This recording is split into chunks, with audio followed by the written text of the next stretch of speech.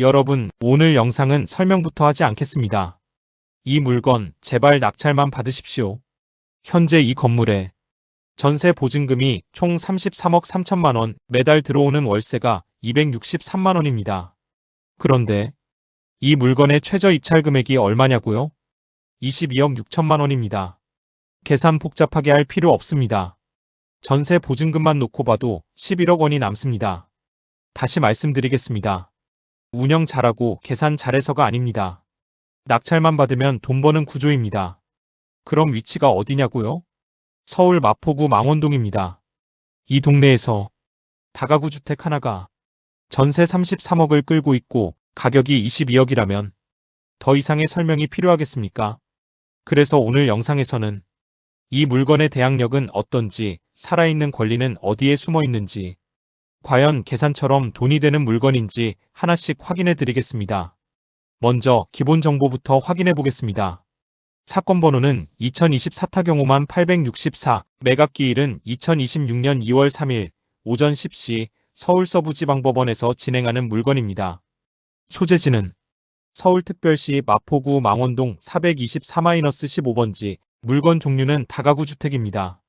대지 면적은 207.92, 건물 연면적은 약 548이, 지하 1층부터 지상 4층까지 사용 중인 구조입니다. 이번 매각은 토지와 건물을 함께 매각하는 사건이고 현재 4차 진행 중입니다. 입찰 보증금은 최저가의 10%, 약 2억 2,650만 원입니다. 이 물건은 입지 좋은 다가구라는 말로 끝나는 물건이 아닙니다. 건물 자체가 월세를 만들어내는 구조인지, 그리고 주변 환경이 공시를 막아주는 위치인지를 여기서 확실히 확인하셔야 합니다. 먼저 건물 구조부터 보겠습니다. 대지는 207.92, 약 62.89평이고 건물은 철근 콘크리트 구조로 올라간 지상 4층, 지하 1층짜리입니다. 겉마감은 치장석 타일 마감으로 되어 있고 전체적으로 원룸 수익형 느낌이 강한 타입입니다. 옥상에는 계단실 형태의 구조물이 따로 있는데 보통 이런 건물은 저 부분이 옥탑 주거가 아니라 설비 출입용 구조인 경우가 많습니다. 사진에 보이는 옥상 구조물도 딱 그 형태입니다. 층별 구성은 더 중요합니다. 서류상으로는 지하 1층과 1층이 제1종 근린생활시설 소매점으로 기재되어 있습니다. 그런데 현황 설명을 보면 이 공간들이 현재는 주거용으로 이용 중인 것으로 판단된다고 되어 있습니다. 이 말은 무슨 뜻이냐면요. 건물은 이미 수익형 주거로 굴러가고 있는데 공부 서류에는 근린생활시설로 잡혀있는 층이 있다는 겁니다. 그리고 이 물건은 2020년 사용 승인된 건물로 거의 신축으로 봐도 무방합니다. 이제 이 건물의 실제 내부 구조를 정확히 짚고 가겠습니다. 이 물건은 층별 구성부터가 굉장히 명확합니다. 먼저 1층부터 4층까지 모든 층이 동일한 구조로 구성되어 있습니다. 각 층마다 주택 6가구씩 배치되어 있고 각 가구는 현관 1, 방 겸 주방 1, 욕실 겸 화장실 1로 이루어진 완전한 원룸 구조입니다. 그리고 각 층 공용으로 보일러실과 계단실이 함께 배치되어 있습니다. 즉 1층 6가구, 2층 6가구, 3층 6가구, 4층 6가구, 지상부에서만 이미 총 24가구가 안정적으로 구성된 구조입니다. 여기에 더해 지하 1층 역시 주택 6가구로 사용되고 있습니다. 구조는 지상층과 동일하게 각 가구마다 현관, 방 겸 주방, 욕실 겸 화장실이 갖춰져 있으며 공용 보일러실과 계단실이 함께 배치된 형태입니다. 그리고 옥탑 1층은 주거용이 아닌 계단실 등 공용 공간으로 이용 중인 것으로 확인됩니다. 별도의 임대가구로 잡히지 않는 구조입니다. 설비 부분도 보겠습니다. 이 건물은 도시가스 보일러를 이용한 난방 설비가 갖춰져 있고 기본적인 위생 설비와 급배수 설비 역시 정상적으로 구성되어 있습니다. 구조나 설비 측면에서 운영에 걸림돌이 되는 요소는 보이지 않습니다. 정리하면 이 물건은 층별 구조가 완전히 동일하고 가구 구성도 단순하며 유지관리와 임대 운영이 매우 수월한 전형적인 다가구 수익형 구조라고 보시면 됩니다. 이제 주변 환경입니다. 입지는 한 줄로 끝납니다. 서울 마포구 망원동입니다. 망원은 말 그대로 월세가 사라지지 않는 동네입니다. 생활권 자체가 탄탄합니다. 교통부터 보겠습니다. 대중교통은 버스 정류장이 도보 약 5분 수준이고 지하철은 6호선 망원역 또는 마포구청역 생활권으로 이어집니다. 지도 기준으로는 망원역까지 약 654m, 도보 약 9분 정도 거리로 잡혀 있습니다. 이 정도면 역세권이라고 딱 끊어 말하기엔 애매해 보여도 실제 임대시장에서는 충분히 걸어다니는 생활권으로 잡힙니다. 특히 망원은 카페, 시장, 상권 밀도가 높아서 걷는 동네입니다. 그래서 이 구분이 공실로 바로 연결되지 않습니다. 도로 여건도 보셔야 합니다. 이 물건은 전면도로가 남측 북측으로 폭 약 4m 내외 도로에 각각 접하는 것으로 정리되어 있습니다. 즉 골목 안쪽으로 완전히 박힌 형태가 아니라 기본적인 진입 여건은 갖춘 형태입니다. 현장 사진을 보셔도 주변이 완전 주택가 막골목이 아니라 근처로 상가유원은행 같은 생활시설이 섞여 있는 도시명 혼합생활권입니다. 정리하겠습니다. 이 물건은 구조적으로는 원룸형 다가구 수익에 맞춰져 있고 환경적으로는 망원생활권이라는 이름 자체가 공실을 막아주는 자리입니다. 이제부터 경매의 핵심이라고 할 수 있는 가장 중요한 권리 분석을 하는 단계입니다. 이 물건의 권리관계와 임차인 구조, 여기서 이 물건의 성격이 완전히 드러납니다. 먼저 말소 기준 권리부터 정확히 짚고 가겠습니다. 이 건물의 말소 기준 권리는 2020년 3월 10일 설정된 근저당권, 채권자 신정신용협동조합의 10억 4,400만 원입니다. 이 근저당권 이후에 2023년 5월 30일 서울우유협동조합의 가압류와 임차권, 농협은행의 가압류 등 여러 권리가 설정되어 있습니다. 하지만 가압류, 임차권 설정, 강제경매 신청 등은 낙찰 시 이 모두 말소되는 구조입니다. 하지만 이 이전에 살아있는 권리가 있는지 다시 확인해야 합니다. 확인한 바 없습니다. 즉, 권리 구조 자체는 아주 명확하고 단순한 말소 구조라고 보시면 됩니다. 그 다음 임차권 설정과 관련된 부분도 보겠습니다. 등기부상으로 확인되는 임차권 설정들은 다수 존재하지만 모두 말소 기준 권리 이후에 설정된 것들이며 낙찰과 동시에 효력을 잃는 구조입니다. 여기까지 보시면 권리관계 자체만 놓고 보면 복잡한 물건은 전혀 아닙니다. 이제 가장 핵심인 실제 임차인 현황으로 들어가겠습니다. 이 건물에는 총 30명의 임차인이 존재합니다. 이 임차인들 중에 가장 일찍 전입한 세입자는 2020년 7월 13일 배오우님입니다. 하지만 이분은 말소 기준 권리보다 늦게 전입하였습니다. 그래서 대항력이 없습니다. 결론적으로 다른 모든 분들 역시 대항력은 모두 없습니다. 단 한 분도 세입자 중에 대항력이 있는 사람이 없다는 말입니다. 전입일자와 확정일자를 하나씩 확인해보면 말소 기준 권리보다 모두 후순위에 해당합니다. 즉, 이 건물의 모든 임차인은 법적으로 보증금을 주장할 수 있는 대항력을 갖추지 못한 상태입니다. 대항력이 없다, 갖추지 못했다는 말은 세입자분에게 매우 안타까운 일이지만 낙찰자에게 받지 못한 보증금을 달라고 할 수 있는 권리가 없다는 말입니다. 즉, 세입자가 받지 못한 보증금은 임대인이었던 채무자에게 받아야 하는 구조가 되는 것입니다. 그렇다고 해서 모든 임차인이 돈을 한 푼도 못 받는 것은 아닙니다. 낙찰 후 대금으로 일부는 지급이 되며 그 명단을 화면에 올려놓았으니 이는 명도에 매우 기묘하게 사용할 수 있습니다. 여러분, 이제부터는 감정이 아니라 돈의 흐름으로 보겠습니다. 이 물건은 최저입찰가에서 그대로 낙찰받는 것으로 가정하겠습니다. 최저입찰 금액은 22억 6,467만 4천 원, 즉 22억 6,467만 4천 원입니다. 서울 물건이기 때문에 대출은 규제 기준을 적용합니다. 비율로 보면 LTV 40%를 떠올리실 수 있는데 이 물건은 가격이 큰 구간에 걸리면서 주택담보대출이 절대 한도캡에 막히는 구조로 봐야 합니다. 그래서 이 물건의 은행 대출은 최대치 가정으로 4억 원, 즉 4억 원으로 확정하고 들어가겠습니다. 이제 낙찰자가 실제로 준비해야 하는 낙찰대금 현금을 계산하겠습니다. 낙찰가 22억 6,467만 4천 원에서 대출 4억 원을 빼면 낙찰자가 준비해야 할 낙찰대금은 22억 6,467만 4천 원 빼기 4억 원은 18억 6,467만 4천 원입니다. 즉 18억 6,467만 4천 원이 낙찰대금에서 바로 현금으로 들어갑니다. 여기에 취득 과정에서 빠질 수 없는 비용을 더하겠습니다. 먼저 취득세는 기본형으로 9억 초과 주택의 일반 유상취득세율 3%를 적용하여 계산하겠습니다. 그러면 취득세는 22억 6,467만 4천 원 곱하기 0.03는 6,794만 220원입니다. 즉 취득세만 6,794만 220원, 약 6,794만 원이 발생합니다. 다음으로 형님 기준대로 부대비용을 그대로 넣겠습니다. 법무사 비용은 100만 원, 기타 비용은 50만 원입니다. 그래서 법무사와 기타 비용 합계는 100만 원 더하기 50만 원은 150만 원입니다. 이제 낙찰자가 실제로 묶어두는 총 자기자본, 즉 현금으로 실제 들어가는 돈을 계산하겠습니다. 낙찰대금 현금 18억 6,467만 4천 원에 취득세 6,794만 220원, 그리고 법무사 기타 비용 150만 원을 더하면 됩니다. 계산은 18억 6,467만 4천 원 6,794만 220원 더하기 150만 원은 19억 3,411만 4,220원입니다. 즉, 낙찰자가 실제로 투입해서 묶이는 돈은 19억 3,411만 4,220원, 약 19억 3,411만 원입니다. 은행 대출금 4억 원과 이 돈을 합하면 총 투자 금액은 23억 3,411만 4,220원입니다. 여기서 끝이 아닙니다. 이제부터는 이 돈이 묶여있는 동안 매달 얼마의 비용이 발생하는지를 계산해야 합니다.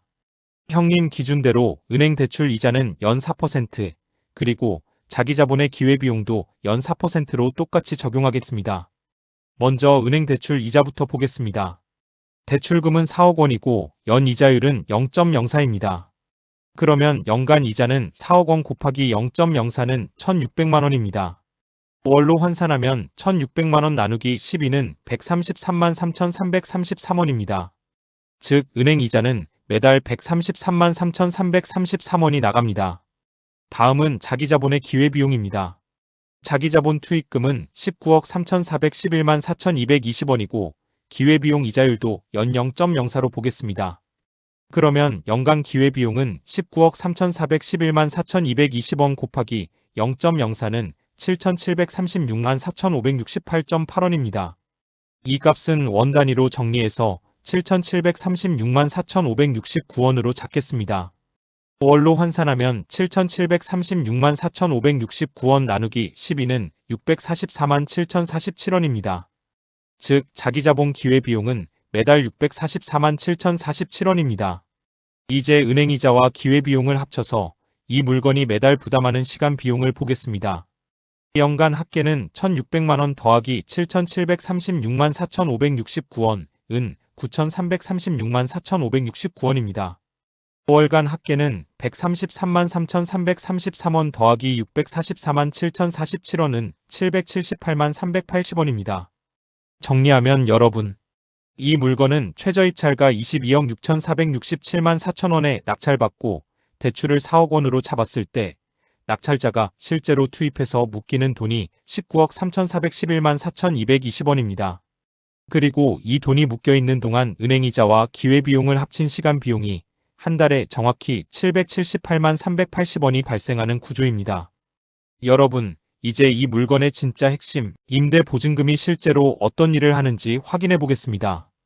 여러분 여기서 잠시만요. 만약 여러분 중에 이 물건을 내 걸로 만들고 싶으시다거나 경매로 투자를 하고 싶은데 자신이 없으신 분은 아래 설명란에 있는 문의처로 연락을 주시면 저희들이 도와드릴 수 있습니다. 그리고 멤버십에 가입하시면 경매 물건을 분석하다가 어려운 부분이나 궁금한 사항을 언제든지 전화해서 문의하실 수 있습니다. 뿐만 아니라 누구보다도 돈 되는 경매 물건을 가장 먼저 받아보실 수 있습니다. 그리고 저희들이 이 영상 하나를 제작하기 위해 참 많은 노력과 시간이 들어갑니다. 여러분들의 구독과 좋아요, 알림 하나가 저희들의 영상 제작에 참 많은 도움이 됩니다. 부탁드리겠습니다. 그럼 계속 진행하겠습니다. 이 물건의 전체 임대 보증금 총액은 33억 3천만 원, 즉 33억 3천만 원입니다. 이 보증금은 순서가 있습니다. 가장 먼저 해야 할 일은 단 하나, 은행빚부터 전부 정리하는 것입니다. 앞 단계에서 계산한 이 물건의 은행 대출금은 4억 원, 즉 4억 원입니다. 임대 보증금 33억 3천만 원에서 은행 대출 4억 원을 먼저 상환하겠습니다. 계산은 33억 3천만 원 빼기 4억 원은 29억 3천만 원입니다. 즉, 은행 빚을 전부 갚고도 29억 3천만 원이 남습니다. 그 다음 순서가 중요합니다. 이제 이 물건을 사기 위해 낙찰자가 실제로 투입했던 자기 투자금을 회수합니다. 앞에서 계산한 낙찰자의 실제 자기자본 투입금은 19억 3,411만 4,220원, 즉 약 19억 3,411만 원이었습니다. 남아있는 보증금 29억 3천만 원에서 이 자기 자본을 그대로 회수하겠습니다. 계산은 29억 3천만 원 빼기 19억 3,411만 4,220원은 9억 9,588만 5,780원입니다. 정리하면 은행 빚 전부 갚고 내 돈 전부 다시 회수하고 나서도 9억 9,588만 5,780원, 즉 약 9억 9,588만 원이 남습니다. 여러분, 이 돈은 위험한 돈이 아닙니다. 이제부터는 그냥 굴리는 돈입니다. 이 남은 9억 9,588만 5,780원을 신협이나 새마을금고 같은 이자를 많이 주는 금융기관에 예치한다고 가정하겠습니다. 연 이자율은 형님 기준 그대로 연 4%를 적용하겠습니다. 그러면 연간 이자는 9억 9,588만 5,780원 곱하기 0.04는 3,983만 5,431원입니다. 이 금액을 월로 나누면 3,983만 5,431원 나누기 12 331만 9,619원입니다. 즉 보증금으로 남겨둔 돈에서만 매달 331만 9,619원의 이자가 발생합니다. 이제 마지막으로 이 물건에서 실제로 들어오는 월세를 더하겠습니다. 현재 월세 총합은 263만원, 즉 월 263만원입니다. 월 이자 수익 331만 9,619원에 월세 263만원을 더하면 331만 9,619원, 263만원, 594만 9,619원입니다. 정리하겠습니다. 이 물건은 은행 대출 전부 상환하고 자기 투자금 전부 회수하고도 약 9억 9천만 원의 여유 자금이 남고 그 돈을 연 4%로 굴리면서 월 이자 331만 9,619원, 여기에 월세 263만 원을 더해 매달 594만 9,619원, 즉 약 595만 원의 현금 흐름이 만들어지는 구조입니다. 여러분, 이건 빚으로 버티는 구조가 아닙니다. 이건 보증금이 모든 걸 정리해주고 남은 돈이 월급을 만들어주는 구조입니다. 여러분, 이제 이 물건의 마지막 단계, 매각 시나리오로 들어가겠습니다. 이번 가정은 단순합니다. 이 물건을 개인 명의로 낙찰받아 3년 동안 보유한 뒤 매각하는 경우입니다. 매각 금액은 보수적으로 감정가 그대로를 기준으로 하겠습니다. 이 물건의 총 투자 금액은 23억 3,411만 4,220원입니다. 이제 매각으로 넘어갑니다. 여러분, 이제 이 물건의 출구, 개인 명의로 낙찰받아 3년 보유 후 매각했을 때 정확히 얼마가 남는지를 처음부터 계산해 보겠습니다. 이번 계산은 국세청 기준을 그대로 적용합니다. 세율, 누진공제, 기본공제까지 하나도 빼지 않고 전부 반영합니다. 1. 양도차익 계산. 이 물건의 매각 금액은 감정가 그대로 35억 3,855만 3,070원입니다. 앞 단계에서 확정한 이 물건의 총 투자 금액은 23억 3,411만 4,220원, 즉 23억 3,411만 4,220원입니다. 이제 양도차익을 계산하겠습니다. 35억 3,855만 3,070원 빼기 23억 3,411만 4,220원은 12억 443만 8,850원입니다. 즉, 이 물건을 매각했을 때 발생하는 세전 양도차익은 12억 443만 8,850원입니다. 이 장기 보유 특별공제 적용. 이 물건은 3년 보유했기 때문에 장기 보유 특별공제 6%를 적용합니다. 세전 양도차익 12억 443만 8,850원 곱하기 6%는 7,226만 6,331원입니다. 이 금액을 양도차익에서 빼겠습니다. 12억 443만 8,850원 빼기 7,226만 6,331원은 11억 3,217만 2,519원입니다. 3. 기본공제 적용. 양도소득에는 기본공제에 250만 원이 추가로 적용됩니다. 11억 3,217만 2,519원 빼기 250만 원은 11억 2,967만 2,519원입니다. 이 금액이 최종 과세표준입니다. 4. 양도소득세 계산 10억 초과 구간 국세청 기준 과세표준 11억 2,967만 2,519원은 10억 원 초과 구간에 해당합니다.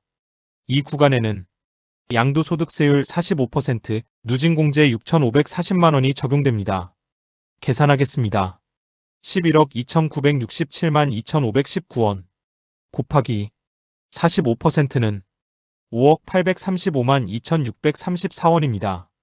여기에서 누진공제 6,540만원을 빼면 4억 4,295만 2,634원입니다. 이 금액이 양도소득세 본세입니다. 5. 지방소득세 계산. 지방소득세는 양도소득세의 10%입니다. 4억 4,295만 2,634원 곱하기 10%는 4,429만 5,263원입니다. 6총 세금 정리. 이제 세금을 모두 합치겠습니다. 양도소득세 4억 4,295만 2,634원 더하기 지방소득세 4,429만 5,263원은 4억 8,724만 7,897원입니다. 즉, 이 물건을 개인 명의로 3년 보유 후 매각했을 때 국가에 납부해야 할 총 세금은 약 4억 8,724만원입니다. 7세후 순수익 계산 중요. 여기서 절대 헷갈리면 안 됩니다. 세금은 매각 금액에서 빼는 게 아닙니다. 양도차익에서 빼는 것입니다. 세전 양도차익 12억 443만 8,850원에서 총 세금 4억 8,724만 7,897원을 빼면 7억 1,719만 953원입니다. 즉, 이 물건을 개인 명의로 낙찰받아 3년 보유 후 매각했을 때 최종적으로 손에 남는 세후 순수익은 약 7억 1,700만원입니다. 최종 한 줄 정리 불우용. 정리하겠습니다. 이 물건은 개인 명의로 낙찰받아 3년 보유 후 매각했을 경우 총 투자금 약 23억 3천만원, 세전 차익 약 12억 원, 세금 약 4억 8천만원, 최종 세후 순수익 약 7억 1천만원이 남는 구조입니다. 이 수익은 운이나 감이 아니라 국세청 기준으로 처음부터 끝까지 숫자로 계산된 결과입니다. 여러분, 이제 같은 물건을 법인 명의로 낙찰받아서 보유하지 않고 곧바로 매각하는 경우를 보겠습니다. 이번에는 개인이 아닙니다. 법인 명예 그리고 취득 즉시 매각입니다. 매각 금액은 앞 단계와 동일하게 감정가 그대로를 기준으로 하겠습니다. 이 물건의 감정가는 35억 3,855만 3,070원, 즉 약 35억 3,800만원입니다. 먼저 취득 단계부터 다시 보겠습니다. 이 물건의 낙찰가는 22억 6,467만 4천원, 즉 22억 6,400만원입니다. 법인이 주택을 취득하는 경우 취득세는 일반 세율이 아니라 법인 주택 취득세 중과세율 12%가 적용됩니다. 그래서 법인 취득세는 22억 6,467만 4천원 곱하기 12%이고 그 결과 2억 7,176만 880원입니다. 여기에 법무사 비용 100만원, 기타 비용 50만원을 더합니다.